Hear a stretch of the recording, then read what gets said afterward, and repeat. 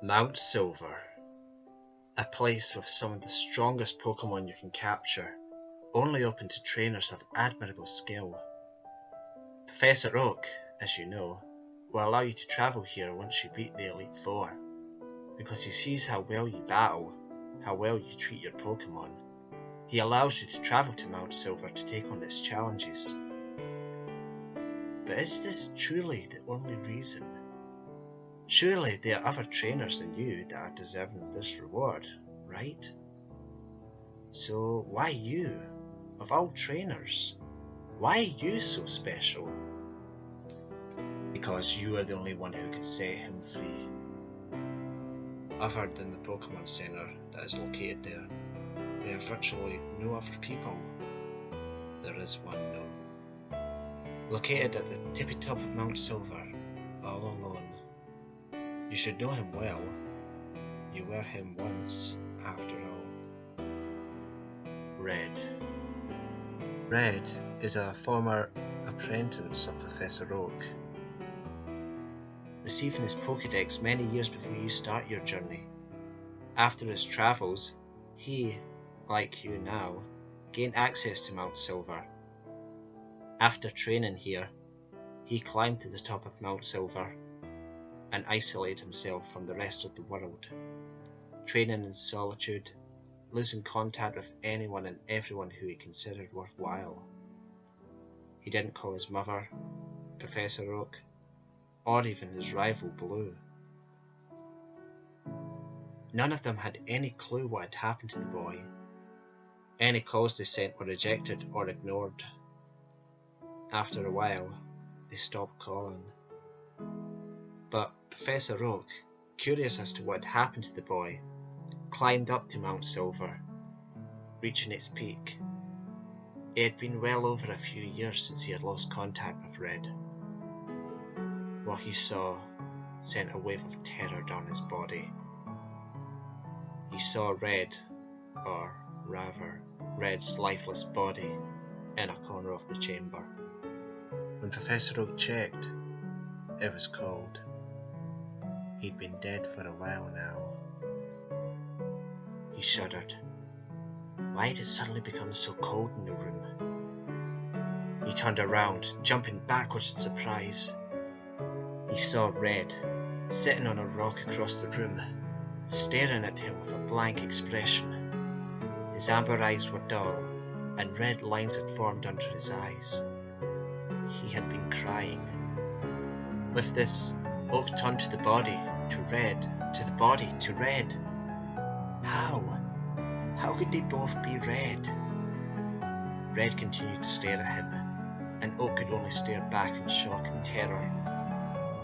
He watched as Red removed something from around his waist, and Oak recognised it as a Pokeball. It looked aged, though cracked in places.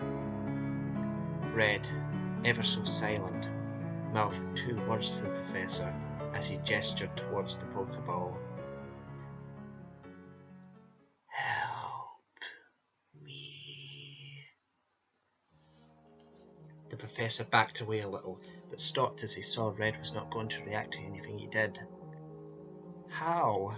The Professor stammered. How can I help you, Red? Once again, Red gestured towards the Pokeball, and Oak finally understood.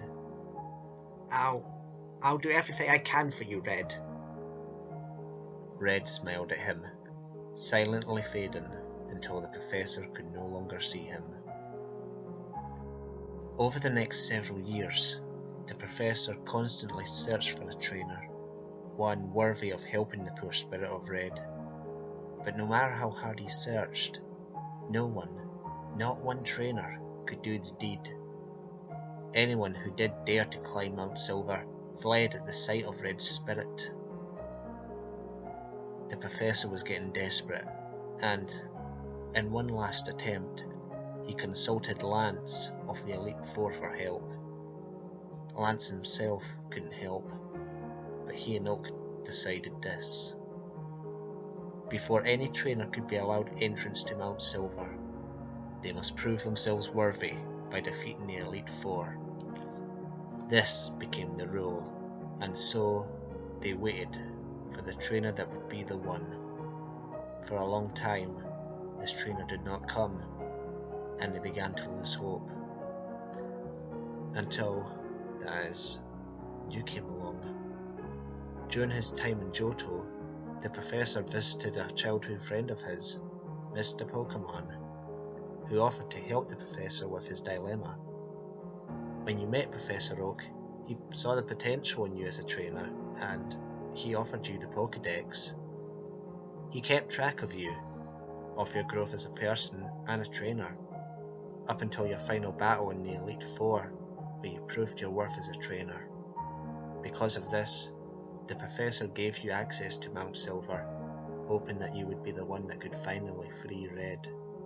He didn't explain to you the plan, only hoping that you could handle it on your own. When you finally make your way to the top of Mount Silver, Red, as he normally would, is isolated on Mount Silver.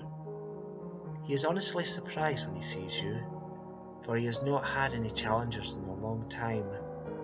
You walk up to him without fear, and wordlessly he challenges you to a battle.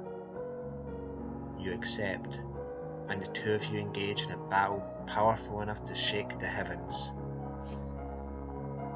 When the deed is done, and you have won the battle, Red does not speak. He wordlessly returns his last Pokemon. Afterwards, he is there for a brief instant, before disappearing from your view, and he is no longer there. When you look, the body is gone as well. You stare at the place where he disappeared, and though you couldn't be sure, you thought you had seen a faint smile forming on Red's face upon his defeat.